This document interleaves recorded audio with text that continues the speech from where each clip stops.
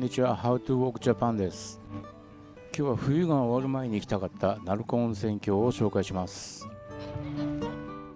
鳴子温泉郷は宮城県大崎市にある東北を代表する温泉地で、鳴子温泉、東鳴子温泉、川旅温泉、中山平温泉、鬼神戸温泉の5つの温泉の総称です。それがこけし資料館じゃないの？かつては北羽前街道と呼ばれた国道47号線は山形方面に行くときによく使ってました。通りすがりに見る鳴子温泉はひどく寂れて見えていました。いつ営業しているのかわからないこけしの店や廃墟となってしまった温泉旅館、なんか物悲しささえ感じていました。しかしたまたま訪れた日帰り温泉がその印象を一変させてしまいました。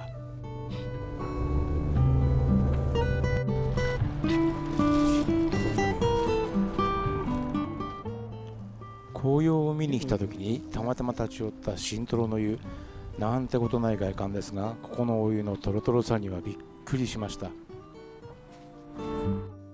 源泉は93度、200メートルにも及ぶ木桶で温度を調整しています。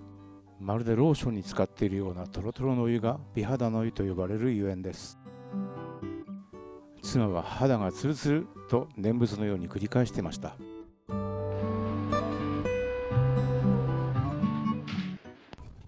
トロトロにはまってしまった私たちはこれから鳴子を徘徊し始めます。そして中山平温泉にうなぎの湯と言われる名湯があることを突き止めました。何もない。紅葉がないと何でもないな。岩肌っていうか、ここで電車が通ればまたあれだけど。紅葉の開湖場所は別動画で紹介していますので、気になった方はご覧ください。目指す目的地は鳴子温泉郷の一番北側にある中山平温泉。ここにうなぎ湯があります。うなぎのようなヌルヌル感があることからうなぎ湯と親しまれています。この独特の肌触りはナトリウム炭酸水素塩泉や重曹泉によるもので、美肌の湯としても知られています。およそ先左方向です。音を立てて雨が降ってきたけどよっちゃんのせいか。そこも日帰り入浴かって書いてあるんだよ。左が新東でしょ。左方向です。続いて曲がるのか。右方向。新トロはどこだろう。もうちょっと向こうか。もうちょい先だ。ここ曲がるのね。オートキャンプ場だって。エビの湯。ここだな。日帰り、こっちだ日帰り。書いてあった。こっち日帰り口。あ、うなぎの湯。うなぎ湯で有名な拓秀さんにたどり着きましたが、2時で日帰り終了でした。この前の週は工事で入れませんでした。ついてないですね。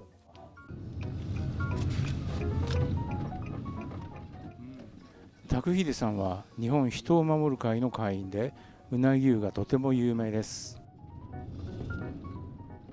9つものお風呂は自家源泉から供給される極上のトロトロのお湯。強アルカリ性でありながら硫黄分を含むお湯は化粧水のようだと女性に人気です。止まれないじゃん。どうするこれ。宿泊者専用。止まれないじゃん。日帰り入浴は朝10時半から午後2時まで、大人1100円、子供500円、湯あみ着の着用も可能なようです。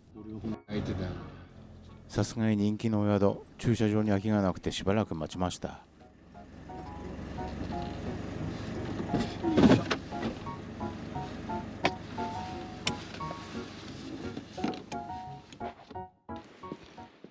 3度目の挑戦でやっとたどり着きました。でも今日もあまり時間に余裕がありません。ちょっと高そうだな。最初は男女別の露天風呂、鶴の湯に向かいます。外なんだ。玄関を入って左に行くと露天風呂の看板があります。そこを出るとこの景色。露天風呂に行くためには少し階段を降りなくてはなりませんが、これがまたいい感じです。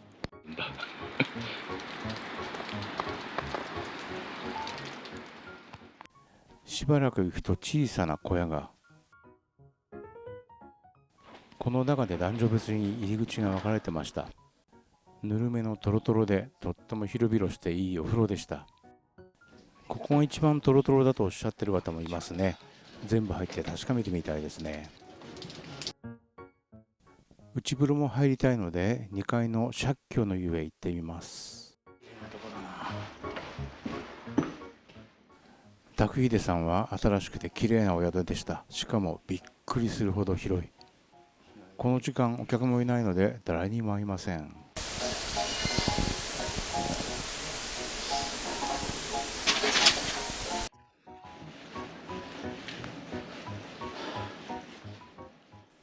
借境の湯、本館に来日し一枚岩をくり抜いた湯船です。誰もいなかったのでお風呂を独り占めできました。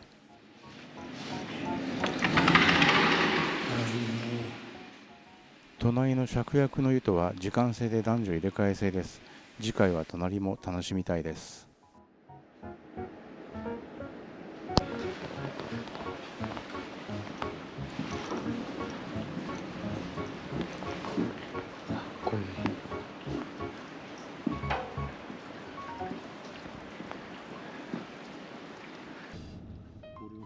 拓秀さんの奥に行ってみます。どうやらここにも温泉がありそうです。どこにあるんだていうかこれまっすぐ行ったらどこ行くんだ。あー大丈夫かな。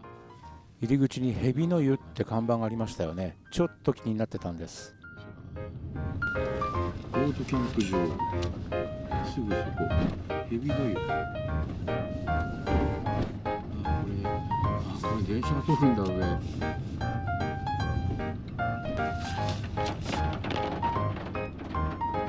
行って大丈夫かな俺これ。いやこっちもなんか結構いっぱいだな。こういった硫黄の匂いがする。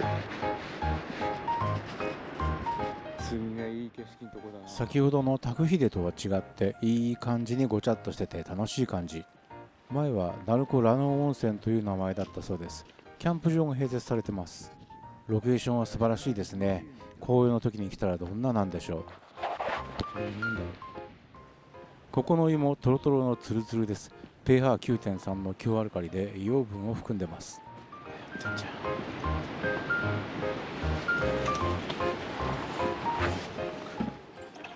玄関を入ると広いロビー、そこに自動発見機があります。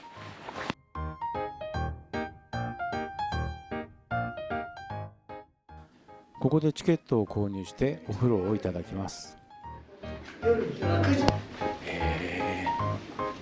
3時間もいているんだ。中には休憩室もあり、湯に入って休んでを繰り返しゆっくりする方がたくさんいました。お湯はエメラルドグリーン色を帯びたとろりとした肌触り。その日の条件によって色が変化するそうです。10人ほどは余裕で入れる湯船。たくさんの人がこの湯を楽しんでいらっしゃいました。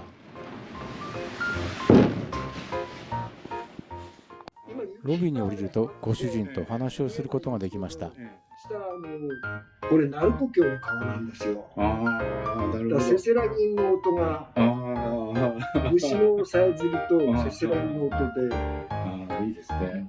で温泉があれよ、あそこのコンディションが良ければすぐ入りました。でおトイレも水洗のおトイレで下採石でちょっと手に打つのは硬いんですけれど、逆に抜けにくいです。そうですね。それとテントも汚れないで済むし、濡れることは濡れちゃうけど、別に、いやテントを張って温泉入れるとこってないですもんね。ですね。いいですよね。このキャンプ場はいいですね。車の乗り入れができて温泉があり、この景色。チェックイン1時なんですけど、車中泊族にはうってつけの場所です。人気があっていつもたくさんの人に利用されているようです。冬季も利用可能だそうです。紅葉の時期にはぜひ利用したいです。夏なんかちょっと川が見えるようなところだとかです。ありがとうございます。いただいちゃいました。ご主人が説明してくれたオートキャンプ場を見に行きます。ここは温泉に入れるんだ。すげえな。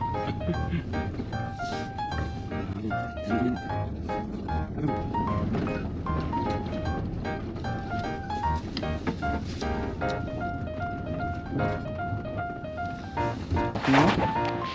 当だ、川が見える。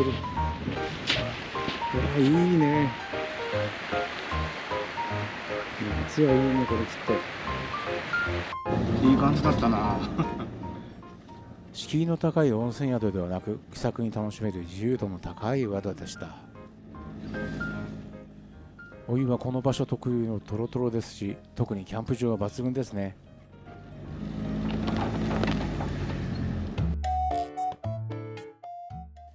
鳴子温泉郷には日本にある11種の源泉のうち9種が揃っています。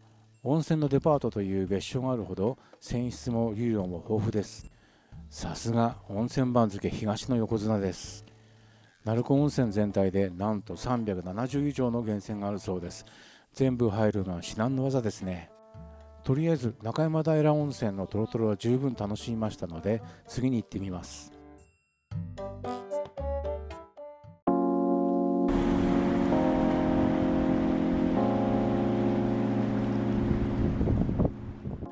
陸羽東線の鳴子温泉駅を中心に広がる鳴子温泉はレトロな街並みが魅力です。あちこちから湧き出る源泉と旅人を歓迎する気さくな人柄が印象的。飲食店や土産屋も多く、徒歩で散策しても楽しい場所です。左方向です。続いて私は車で来たので、無料の湯めぐり臨時駐車場から散策を開始します。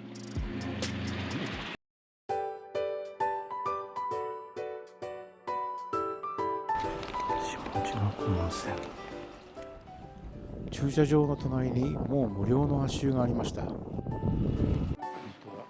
鳴子はこけしも有名で、首を回すとキュッと音がするはめ込み式製法。江戸時代に始まり子供の玩具だったこけしも今や大人の鑑賞用として人気です。宮城県には伝統こけしと呼ばれる5つのこけしが存在するそうです。鳴子こけしはその一つに数えられています。ホテルがいっぱい。すごいな。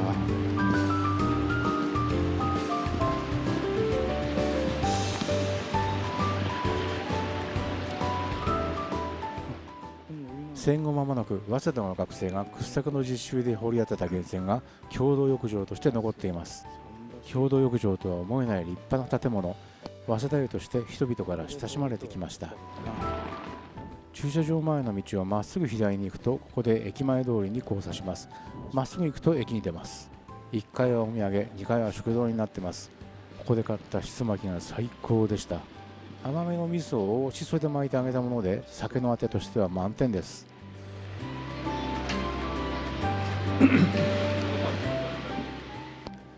昔ながらのメニューがとっても美味しそうです。とりあえず、駅に行ってみましょう。駅前には鳴子温泉のキャラクターなるちゃんの大きな看板がありました。大正4年に開業し、細川鉱山の貨物路線としても活躍してきましたが、鉱山の廃止とともに事業を縮小、現在の利用客も160人と厳しい状況です。地方の路線はどこも大変なようです。駅に併設されている無料の足湯、孫たちが大喜びでした。まったりしてるだから。1991年に改築された駅舎はとても立派。円形ホールや観光案内所がありました。観光案内所で購入できる湯めぐりチケットで少しお安く日帰り温泉を楽しめます。シール7枚で1300円。入浴に必要なシールはお宿によって異なります。私も1セット購入してみました。ディーゼルか。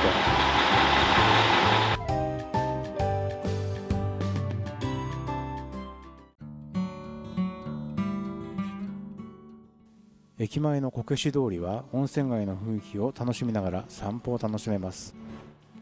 老舗のお菓子や漆器、こけしの店、食堂、そして温泉が入り混じって立っています。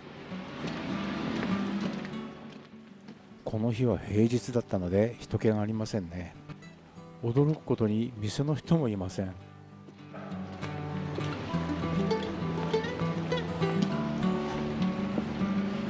うだよな。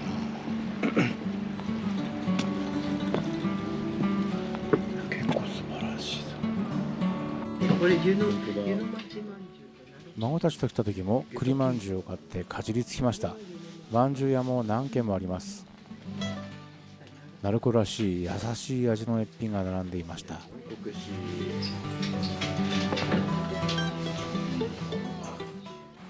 こけし通りを西に向かうと少し静かな感じ。でも味わいのある構えの店が並んでいます。もうやってないのかな。踏切まで来ると線路が行きの下。陸空線は鳴子で折り返し運転をしてるんでしょうか。踏切側ではどうするんだろうね。こちら側にも西条菓子店がありました。名物の栗団子を買います。柔らかい餅に軽いみたらし味、中に栗が豪快に入ってます。栗団子です。すごい。もちもち。うん。これね、喉に詰まって死ぬやつ。なんかその辺で日帰りで温泉入れるとこってありますかね。全部滝の湯ってこういうこういうとこもありますし、あと早稲田湯っていうのもあるんですけど、早稲田湯。ご主人におすすめの温泉を聞くと、店の外まで出て道を案内してくれました。本当に親切。早稲田湯も入ってるんですけど、そうですか。ここは200円だって。なんかあの辺ですね。上がってきてるんですね。滝の湯奥なんですけど。わかりました。ありがとうございます。どうも。すみません。はい。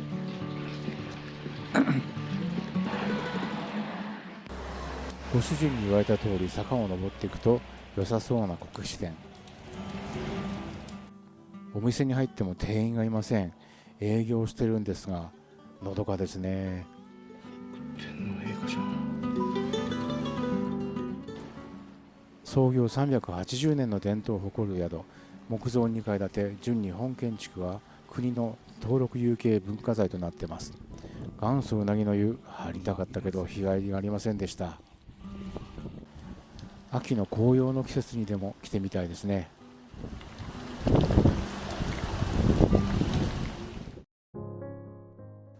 お隣がご主人に教えてもらった滝の湯、鳴子温泉のシンボル的存在です。鳴子温泉神社の御神湯として1000年の歴史を持つ古湯で、地域の人々から旅行者までたくさんの人から親しまれている公衆浴場です。滝の湯に白濁した硫黄泉が低価格で入れます。泉質は最高と評判です。時が止まったような雰囲気といい最高ですね。お邪魔します。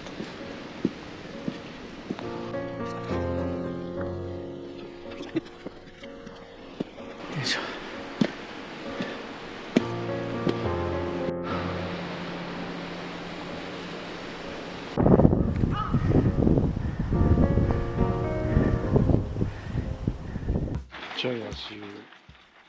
再び散歩を再開するとこんなところにも足湯を発見。鳴子散策楽しいですね。だいぶ東に歩いてきました。体が冷えてきたのでここの温泉をいただこうかな。古くから八幡の湯として親しまれてきた鳴子温泉扇屋。さっき購入した湯巡りチケット4枚で入浴します。温泉が流れ出てるんだね。宿が忙しい時間にお邪魔してしまったようで、対応してくれたのは小さな女の子。すごくしっかり対応していただきました。ありがとう。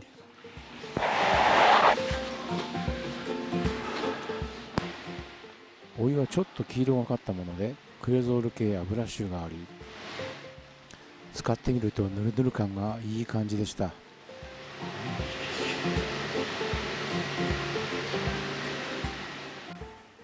少しぬるめでいつまでも入っていられるやつです。後で調べたら露天風呂もあったようでした。入ればよかった。失敗したな。いい気持ちでした。なんだろうね。これずっと上の方ももしかして弁天閣かね。旅館弁天閣は鳴子温泉駅から東に歩いてちょうど温泉街が途切れるあたりにあります。弁天閣。もう少し歩けば隣の東鳴子温泉街に着くような立地です。今日は家族で泊まりに来てみました。こんにちは。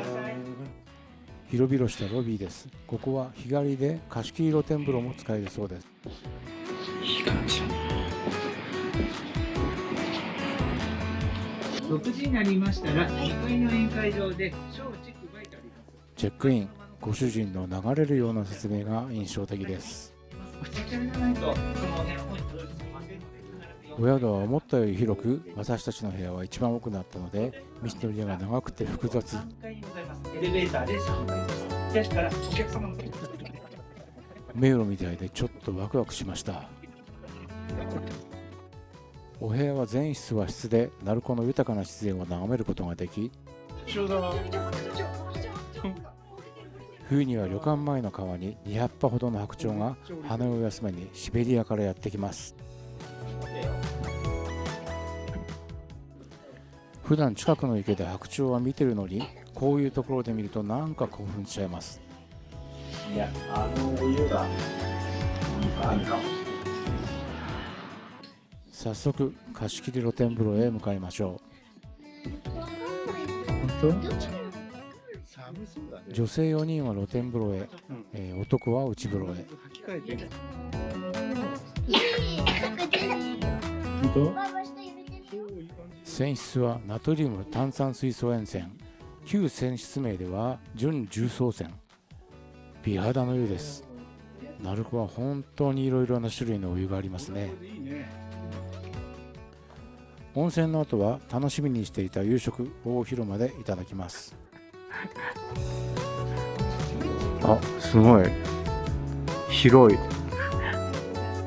あ、お世話になります。すっごい量の豪華な夕食が並んでます。これ子供さんの分ね。接客も料理もよく楽しい夕食をいただきました。特に魚が美味しかった。お酒のせいか夕食後に寝てしまい、一人朝4時に起床。何にもすることがないのでお風呂をいただきます。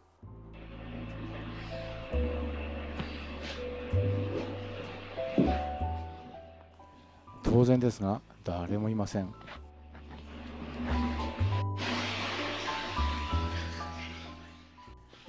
美肌の湯を独り占めです。家族も満足だったようです。料金も格安で、ここは鳴子温泉では穴場じゃないでしょうか。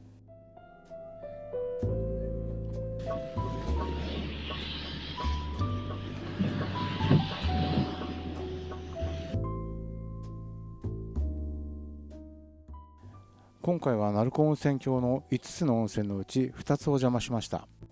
ここまででもいろいろなお湯があって楽しかったですね。暖かくなったら他の温泉にもチャレンジしに行ってみます。